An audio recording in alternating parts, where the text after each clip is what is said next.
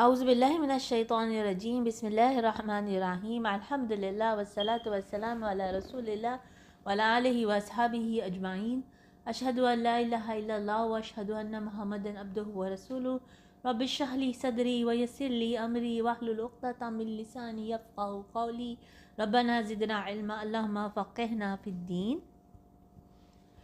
نوح علیہ السلام کے قصے پہ غور کرتے ہوئے ہم آگے آج چلتے ہیں۔ جب نوح علیہ السلام کی قوم جو ہے وہ دلائل کے میدان میں شکست کھا گئی، یعنی وہ ایسے دلائل نہ دے سکی جس سے نوح علیہ السلام کو شکست دے سکتے، بلکہ خود شکست کھا گئی، تو اس نافرمان قوم نے آپ کو نوح علیہ السلام کو مجنون اور دیوانہ کہہ کر جھٹلایا۔ تو اس وقت نوح علیہ السلام نے دعا کے لیے ہاتھ اپنے دراز کیے۔ سورہ مومنون میں ارشاد باری تعالیٰ ہے، اور ہم نے نوح کو ان کی قوم کی طرف بھیجا تو انہوں نے کہا، اے قوم، اللہ ہی کی عبادت کرو، اس کے سوا تمہارا کوئی معبود نہیں، کیا تم ڈرتے نہیں؟ تو ان کی قوم کے سردار جو کافر تھے کہنے لگے، یہ تو تم ہی جیسا آدمی ہے، تم پر بڑائی حاصل کرنا چاہتا ہے، اور اگر اللہ چاہتا تو فرشتے اتار دیتا۔ ہم نے اپنے اگلے باپ دادا میں تو یہ بات کبھی نہیں سنی تھی۔ اس آدمی کو تو دیوانگی کا عارضہ ہے، لہٰذا اس کے بارے میں کچھ مدت انتظار کرو۔ نوح نے کہا، پروردگار، انہوں نے مجھے جھٹلایا ہے تو میری مدد کر۔ پھر ہم نے ان کی طرف وحی بھیجی کہ ہمارے سامنے اور ہمارے حکم سے کچھ کشتی بناؤ۔ پھر جب ہمارا حکم آ پہنچے اور تنور جوش مارنے لگے تو سب قسم کے حیوانات میں سے جوڑا جوڑا، یعنی نر اور مادہ، دو کشتی میں بٹھا دو، اور اپنے گھر والوں کو بھی سوائے ان کے جن کی نسبت ان میں سے ہلاک ہونے کا حکم پہلے صادر ہو چکا ہے، اور ظالموں کے بارے میں ہم سے کچھ نہ کہنا، وہ ضرور ڈبو دیے جائیں گے۔ اور جب تم اور تمہارے ساتھی کشتی میں بیٹھ جاؤ تو اللہ کا شکر ادا کرنا اور کہنا کہ سب تعریفیں اللہ ہی کے لیے ہیں، جس نے ہم کو ظالم لوگوں سے نجات بخشی، اور یہ بھی دعا کرنا کہ اے پروردگار، ہم کو مبارک جگہ اتارنا، اور تو سب سے بہتر اتارنے والا ہے۔ بے شک اس قصے میں نشانیاں ہیں اور ہمیں تو آزمائش کرنی تھی۔ مزید یہ کہ سورہ شعراء میں اللہ تعالیٰ نے فرمایا، قوم نوح نے بھی پیغمبروں کو جھٹلایا۔ جب ان سے ان کے بھائی نوح نے کہا کہ تم ڈرتے کیوں نہیں، میں تو تمہارا امانت دار پیغمبر ہوں، سو اللہ سے ڈرو اور میرا کہنا مانو، اور میں اس کام کا تم سے کچھ صلہ تو نہیں مانگتا، میرا صلہ تو اللہ رب العالمین ہی پر ہے، سو اللہ سے ڈرو اور میرے کہنے پر چلو۔ وہ بولے کہ کیا ہم تم کو مان لیں، اور تمہارے تابعدار تو رذیل لوگ ہیں۔ نوح نے کہا، مجھے کیا معلوم کہ وہ کیا کرتے ہیں، ان کا حساب یعنی اعمال میرے پروردگار کے ذمہ ہیں۔ کاش تم سمجھو، اور میں مومنوں کو نکال دینے والا نہیں ہوں، میں تو صرف کھول کھول کر نصیحت کرنے والا ہوں۔ انہوں نے کہا کہ نوح، اگر تم باز نہ آؤ گے تو سنسار کر دیے جاؤ گے۔ نوح نے کہا کہ پروردگار، میری قوم نے تو مجھے جھٹلایا،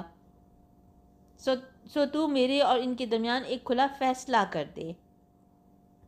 اور مجھے اور جو میرے ساتھ ہیں ان کو بچا لے۔ بس ہم نے ان کو اور جو ان کے ساتھ کشتی میں سوار تھے ان کو بچا لیا، پھر اس کے بعد باقی لوگوں کو غرق کر دیا۔ بے شک اس میں نشانی ہے، اور ان میں اکثر ایمان والے نہیں تھے، اور تمہارا پروردگار تو غالب اور مہربان ہے۔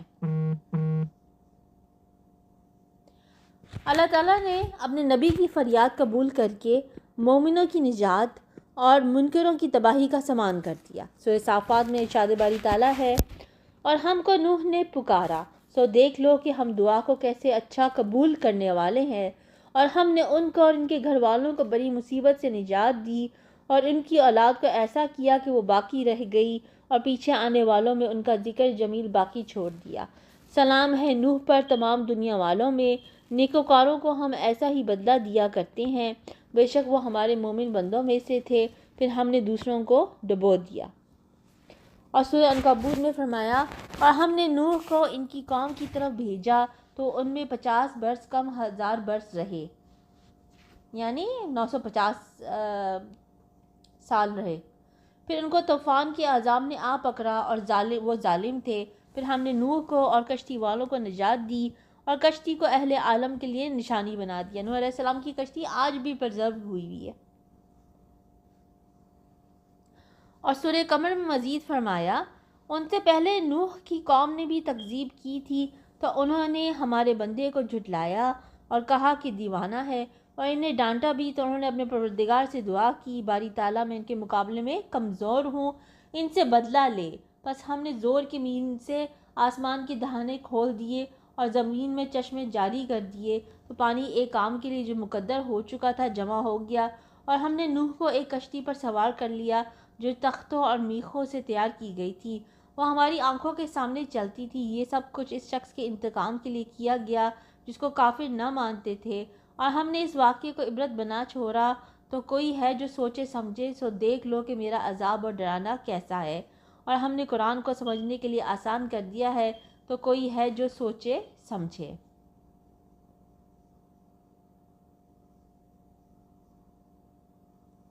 نوح علیہ السلام نے اپنا فرض ادا کیا،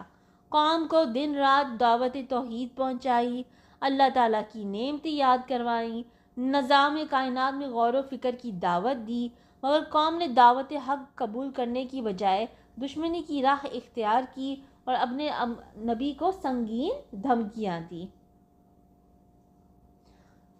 آخرکار نبی محترم نے مایوس ہو کر قوم کی تباہی اور بربادی کی دعا کر دی۔ سورہ نوح میں ارشاد باری تعالیٰ ہے، ہم نے نوح کو ان کی قوم کی طرف بھیجا کہ اپنی قوم کے لوگوں کو خبردار کر دیں، پیشتر اس کے کہ ان پر درد دینے والا عذاب واقع ہو۔ انہوں نے کہا کہ اے قوم، میں تم کو کھلے طور پر نصیحت کرتا ہوں کہ اللہ کی عبادت کرو اور اس سے ڈرو اور میرا کہا مانو، وہ تمہارے گناہ بخش دے گا اور موت کے وقت مقرر تک تم کو مہلت عطا کرے گا۔ جب اللہ کا مقرر کیا ہوا وقت آ جاتا ہے تو تاخیر نہیں ہوتی۔ کاش تم جانتے ہوتے۔ جب لوگوں نے نہ مانا تو نوح نے اللہ سے عرض کی کہ پروردگار، میں اپنی قوم کو دن رات بلاتا رہا، لیکن میرے بلانے سے وہ اور زیادہ گریز کرتے رہے۔ جب بھی میں نے ان کو بلایا کہ توبہ کریں اور تو ان کو معاف فرمائے تو انہوں نے اپنے کالوں میں انگلیاں دے لیں اور کپڑے اوڑھ لیے اور ار گئے اور اکڑ بیٹھے۔ پھر میں ان کو کھلے طور پر بلاتا رہا اور ظاہر اور پوشیدہ ہر طرح سمجھاتا رہا اور کہا کہ اپنے پروردگار سے معافی مانگو کہ وہ بڑا معاف کرنے والا ہے، وہ تم پر آسمان سے لگاتار میਂہ برسائے گا اور مال اور بیٹوں سے تمہاری مدد فرمائے گا اور تمہیں باغ عطا کرے گا اور ان میں تمہارے لیے نہریں بہا دے گا۔ تم کو کیا ہوا ہے کہ تم اللہ کی عظمت کا اعتقاد نہیں رکھتے، حالانکہ اس نے تم کو طرح طرح کی حالتوں کا پیدا کیا ہے؟ کیا تم نے نہیں دیکھا کہ اللہ نے 7 آسمان کیسے اوپر تلے بنائے ہیں اور چاند کو ان میں زمین کا نور بنایا ہے اور سورج کو چراغ ٹھہرایا ہے، اور اللہ ہی نے تم کو زمین سے پیدا کیا ہے، پھر اسی میں تمہیں لٹا دے گا اور اسی سے تم کو نکال کھڑا کرے گا، اور اللہ ہی نے زمین کو تمہارے لیے فرش بنایا تاکہ اس کے بڑے بڑے کشادہ رستوں میں چلو پھرو۔ اس کے بعد نوح نے عرض کی کہ پروردگار، یہ لوگ میرے کہنے پر نہیں چلے اور ایسوں کے تابع ہوئے جن کو ان کے مال و اولاد نے نقصان کے سوا کچھ نہیں دیا، اور وہ بڑی بڑی چالیں چلے اور کہنے لگے کہ اپنے معبودوں کو ہرگز نہ چھوڑنا، اور ود اور سوا اور یغوث اور یعوق اور نصر کی کو بھی ترک نہ کرنا۔ پروردگار، انہوں نے بہت لوگوں کو گمراہ کر دیا ہے، تو ان کو اور زیادہ گمراہ کر دے۔ آخر وہ اپنے گناہوں کے سبب ہی غرقاب کر دیے گئے، پھر آگ میں ڈال دیے گئے، تو انہوں نے اللہ کے سوا کسی کو اپنا مددگار نہ پایا۔ اور پھر نوح نے یہ دعا کی کہ میرے پروردگار، کسی کافر کو روئے زمین پر بسانا رہنے دے، اگر تو ان کو رہنے دے گا تو تیرے بندوں کو گمراہ کریں گے اور ان سے جو اولاد ہوگی وہ بھی بدکار اور ناشکر گزار ہی ہوگی۔ اے میرے پروردگار، مجھ کو اور میرے ماں باپ کو اور جو ایمان لا کر میرے گھر میں آئے اس کو اور تمام ایمان والے مردوں اور ایمان والی عورتوں کو معاف فرما اور ظالم لوگوں کے لیے اور زیادہ تباہی بڑھا۔ تو جب قوم نے نوح علیہ السلام کی باتیں نہیں مانی، ان کے اسلام کی تبلیغ کی طرف فوکس نہیں کیا، اس پہ توجہ نہیں دی، بلکہ الٹا ان کے ساتھ ان کا مذاق اڑایا اور ان کو دھمکیاں دی، تو نوح علیہ السلام نے بھی ان کے لیے اللہ سے بددعا کر دی۔ اور اس سے ہمیں یہ سبق ملتا ہے کہ جو بھی اللہ والے لوگ ہوتے ہیں نا، جو آپ کو اللہ کی طرف بلا رہے ہوتے ہیں، اللہ کے راستے پہ چلنے کی دعوت دے رہے ہوتے ہیں، آپ کی غلطیوں کو پوائنٹ آؤٹ کر کے آپ کو اصلاح کرنے کی دعوت دے رہے ہوتے ہیں، اور صرف یہ کہ وہ لوگ اس بات پہ قائم رہتے ہیں، یعنی وہ اصلاح کا کام کرتے رہتے ہیں، امر بالمعروف و نہی عن المنکر کا کام کرتے رہتے ہیں، تو ایسے لوگوں سے کی دعا سے بھی ڈرنا چاہیے کہ وہ کہیں ہمارے لیے اللہ سے عذاب نہ مانگ لیں، اللہ سے فیصلہ نہ مانگ لیں کہ یا اللہ میں تو ان لوگوں کو بتا بتا کے تھک گیا ہوں، لیکن یہ ہماری نہیں سن رہے، یہ میری نہیں سن رہے، تو یا اللہ ان کو اب سزا دے۔ تو اس لیے ضروری یہ ہے کہ انسان جب کسی سے اچھی بات سنے، کوئی سمجھائے، تو اس کو فوکس کر کے اس پہ غور کرے، کیونکہ یہ اللہ کی طرف سے ہی ہدایت آ رہی ہوتی ہے انسان کے لیے، مختلف ذریعوں سے یہ جو ہدایت آتی ہے وہ اللہ کی طرف سے آتی ہے۔ جیسے اللہ تعالیٰ نے اپنے پیغمبر بھیجے مسلمانوں کو، انسانوں کو سیدھے راستے پہ چلانے کے لیے، اسی طرح اللہ تعالیٰ نے اپنے چوز کیے ہوئے بندے چوز کیے ہوئے ہیں جو دین کا کام آگے بڑھاتے ہیں، جو اسلام کا کام آگے بڑھاتے ہیں۔